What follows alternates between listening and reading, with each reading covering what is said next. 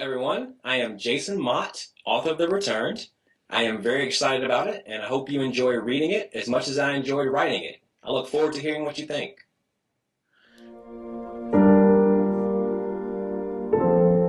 The Returned is about this global event in which people's loved ones have suddenly begun returning. The story centers on this couple that's in their 70s, and they go to the door one day, and their 8-year-old son, who drowned 50 years ago, is at the door, still 8 years old. So that's the basic premise of the project. It's this large-scale event in which all around the world, people's loved ones who have passed away are suddenly returning, and people are trying to figure out how to deal with it. They're trying to understand how they feel about it emotionally. And I think that readers can really expect a story about people, a story about interactions and connections, and about loss and if we ever actually get past certain things in our lives. The inspiration for the novel actually came out of a dream that I had. Both of my parents have passed away, my mother in 2001 and my father in 2007. So in the summer of 2010, I had this dream that I came home from work and found my mother sitting at the kitchen table waiting for me. So I came in and I sat down with her and we simply talked for what felt like hours. In terms of dreams, as far as dreams go, it's pretty pedestrian, but for me, it was a very pivotal and very warming and very powerful dream because in this very real space, I was able to be with my mother again, something I had not done in almost a decade. And so I woke from that dream and it stayed with me for weeks. It was one of those dreams that was so vivid, I almost expected to find her sitting in the living room in reality. And so I was discussing it with a friend and he told me, he's a really good guy at coming up with ideas. And he said, what if that really actually happened? And what if it wasn't just her? And that was really the start of The Returned.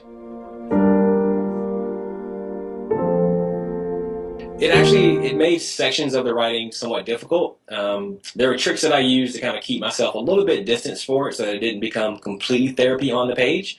But it definitely presented challenges. Any kind of writing that becomes very personal is always challenging.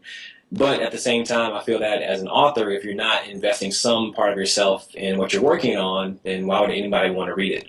So while, yes, at times it was very challenging, I was also able to really kind of face a few things about my mother's passing that I potentially had not faced before. And I think that in the end, that's one of the great things about writing is that you can really find parts of yourself, even as you help people come to the page and discover something new. Loved ones who lost them 10, 20, even 50 years ago. Sure. When I was researching the book, one thing that I did was I went around and I talked to a lot of people and just posed this hypothetical question. I said, if someone that you knew and you cared about that had passed away suddenly showed up one day at your door, how would you feel about it? And in almost every occasion, the initial reaction was always the same. Everyone is very excited about it. They said that they would really love to be reunited with this person. And so they had that reaction of it being a really warm, really blissful moment. So I then followed up with a second question, which became, okay, so imagine it's a year later and this person's still in your life. Are you still as excited? Are things still as easy and as wonderful as they were? And that's when the answers rather, became rather complicated. Because oftentimes people would kind of think about it and they're not the person they were when this loved one passed away. For example, I'm not the same person I was in 2001 when my mother actually passed away. So if she showed up today, how would I really feel about it? Initially, there would be excitement. But 6 months later, maybe her and I would not see eye to eye on certain things. And I think that it would become a much more complicated kind of situation. So I took that into account in the writing of The Returned. I tried to incorporate this idea of what happens when people pass away. I think that in a very real sense, people become time capsules for sections of our life. Whether it be childhood, the 20s, friends that we have, things of that manner. So when those people return all of a sudden, it's as if they bring back a section of our lives with them. But that section of our life may not necessarily fit with who we are now. So the book tries to explore these themes as well.